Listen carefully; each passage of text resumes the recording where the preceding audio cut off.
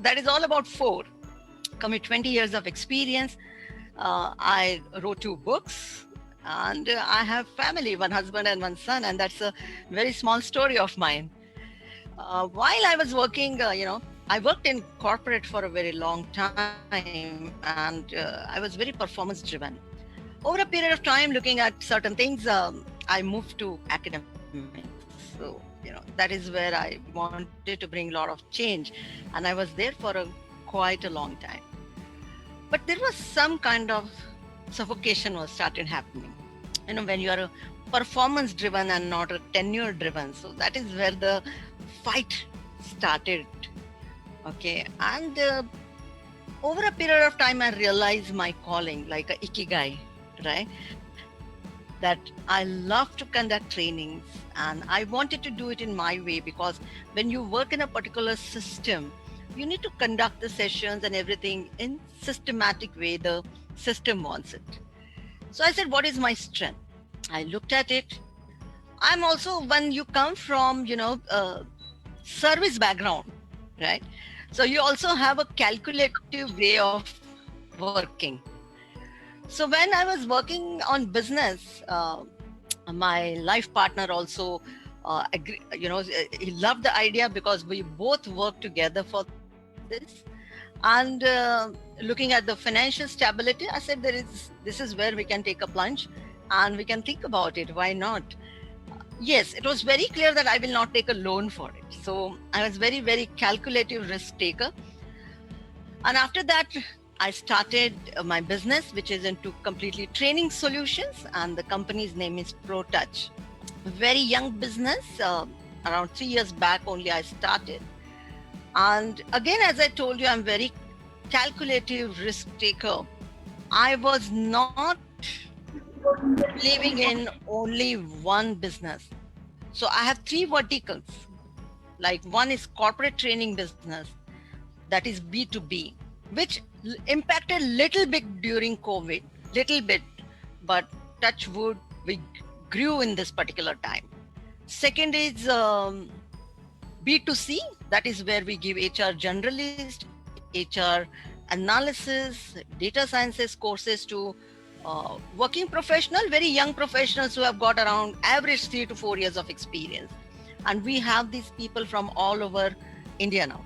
So that is another business. And third is education, executive training. So we got associated with IIM like this institute through Times Group, and that is another division. So every product has its own season. It has got its challenges. So again, you're not keeping all the eggs in one basket, right? So that is how I started, and it was there in mind. I want to be very honest with you that if it doesn't work, it's okay. I can come back to job anytime, right? That much caliber I have. So that was there in my mind.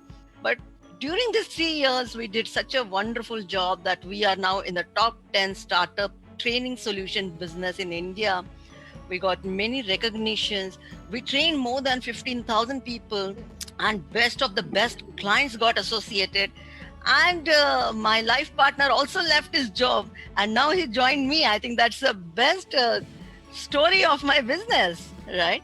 And now both of us are together. So that's all about me and about ProTouch. So thank you, ma'am, for that. So, for everyone's understanding, what role culture plays in an organization? Okay. So I just would like to know from audiences, and they can use the chat box a little bit, that what is you have an understanding about culture. Let me know in the chat box. What do we mean by organization culture? Let's see if few audiences, participants responds to that. Sure, we're waiting for that. Yeah, why not? We have 35 participants.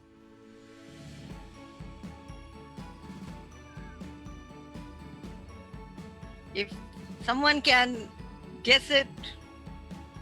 So if I am to talk about it, my perspective is it's about the mind of an organization. Okay, Not that's the nice. not the brain, but mind. Yeah, that's right.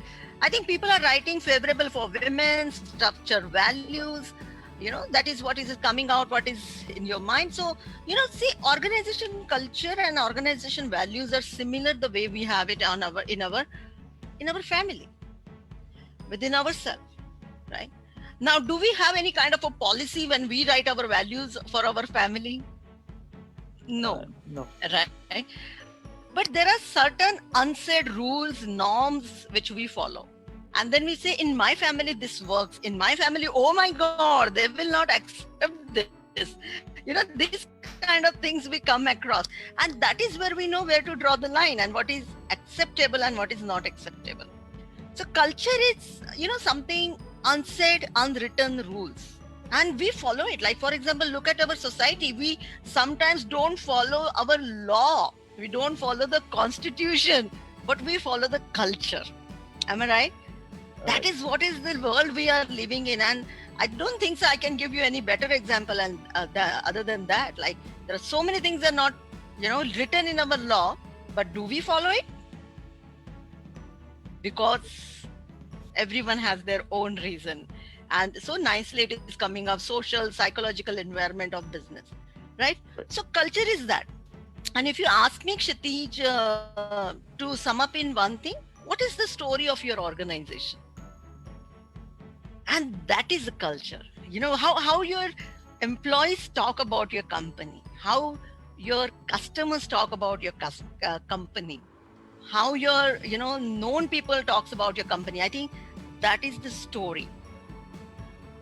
Right. So, right.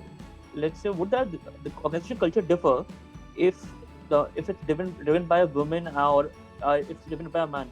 Would that differ? See, very nice question this is. Very nice question this is. First of all, the values, culture, norms, and stories have no gender. Okay. Okay, it has got no gender. But the area where we live in, like the society we will live in, has got a huge impact over this. Okay.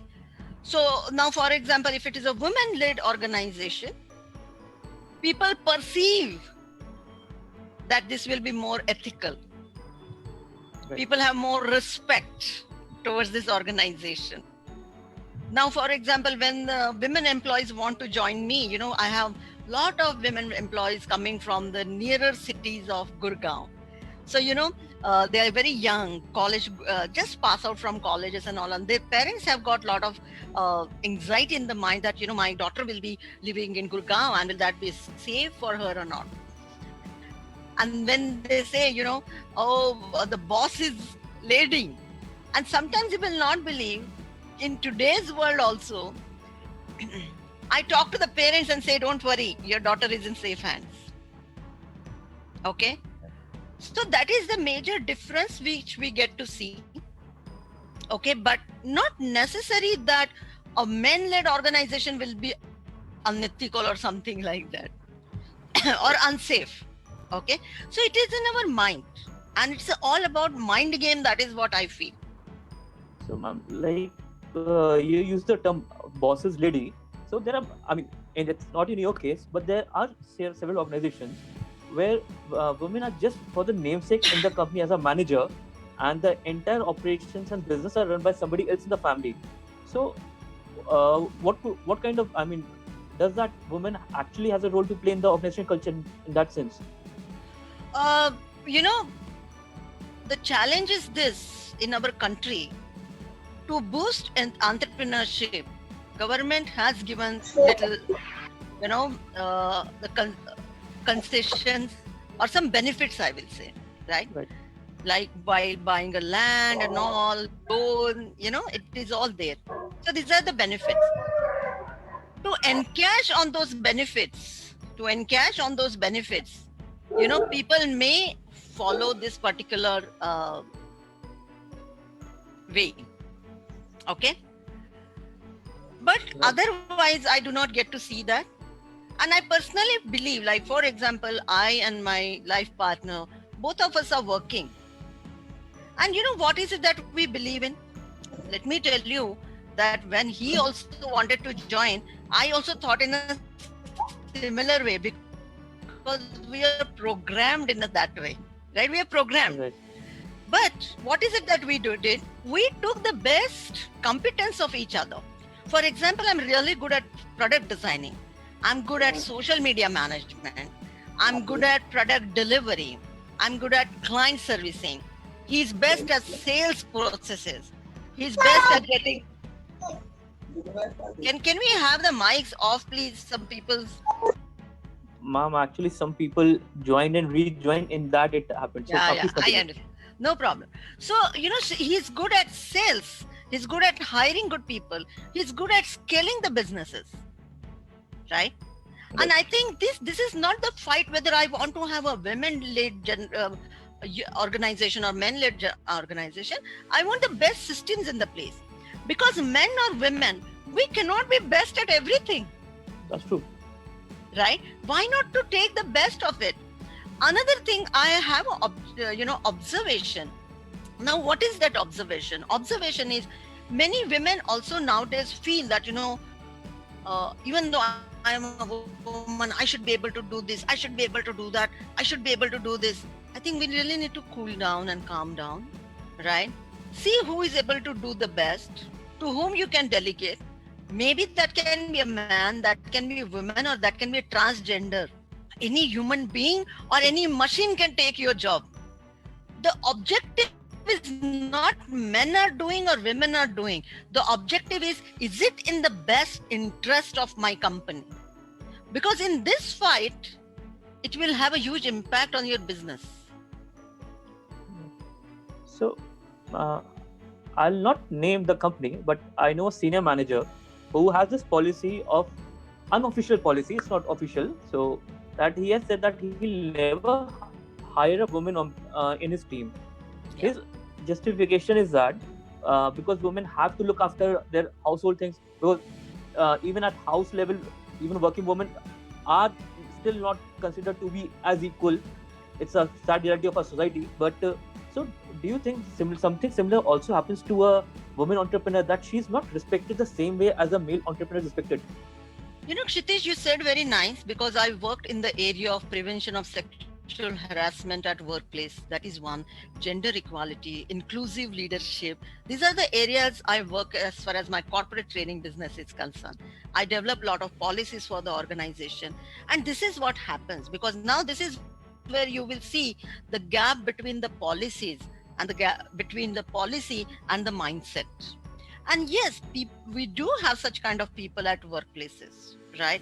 And we really need to show the zero tolerance for this kind of a mindset. I have also come across people who call, a women entrepreneur, "Arey wo auntie kya business karegi?" Are you getting my point? And is it talking about women, or is it talking about that particular person's mindset? It is not talking about all main community. Let's not blame the entire gender. We cannot. It is only one person. No, in such cases, what happens? Yes, I have come across such kind of cases. Like, for example, there was one person, we were having a meeting, and all of us were there, and he said he was discussing only with my life partner. And I was like talking, and he was not looking at me. And then I said, "Hello, I'm also here," right? And then they said, "Okay, let me talk to him, because ultimately you're a face of the business." He said it. They have that much guts to say that. And I said, "Hello, I'm the founder of the business." So I think this is very important for women to own it. This is the story now for my company. One person came as a visitor in my office, and he was having a look at the entire office. And because we have many women working in sales team, and a lot of like that. So he was looking at everywhere, and they are very well dressed up. They were looking very nice. And this man says, "Wow, Aparna, I can see a beauty in your organization." I said, "Hello, I can see the talent in my organization." That's disgusting way to look at that. Yeah. So what I feel, we cannot fight. See, the thing is this: the equality fight is not going in right direction. Again, there is a difference between India and Bharat. I'm Yes. not saying. So in metros, we have a very different kind of a culture. And when we talk about the semi-urban areas, we have a different kind of a culture today also, right? But especially if we are talking about the metros, right? When we are talking about men, women, who the fight should not be who is superior. The fight is only respect and recognition on equal level and opportunities. If we achieve that, I think that is what is important. But now what is happening? Women are better. Women are better. So, if you look at the history, Kshitij, we had earlier, that is what mythology talks about, that is we had women dominating society. Then Gurukul system started, and men started going to get more skills, and that is where women did not go. And when there is no skill, there is no empowerment, right? Right. And what is happening then?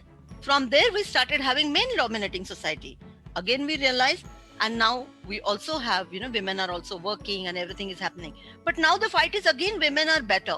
So now if we have a slogan called, Beti Bachao, Beti Padhao, over a period of time we will also have Beta Bachao, Beta Padhao. It is not about men and women. It is about human being. It is not about men and women. Are we allowing transgenders? Are we allowing LGBT?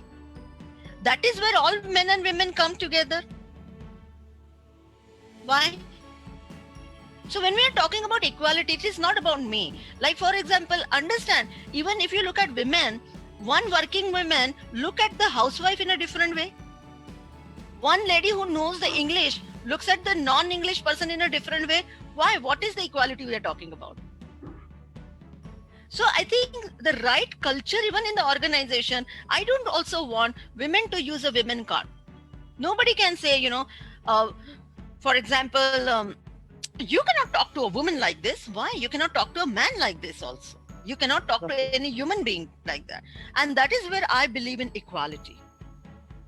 That is a true equality we need to have. Right. So And thank you, when- ma'am. Yeah, go ahead. Sorry. Please continue. Sorry. No, that is what I'm saying. That is when my team looks after. They look at me in such a way, and certainly they follow it. They follow So- it. For a woman entrepreneur, what kind of organization culture should she establish?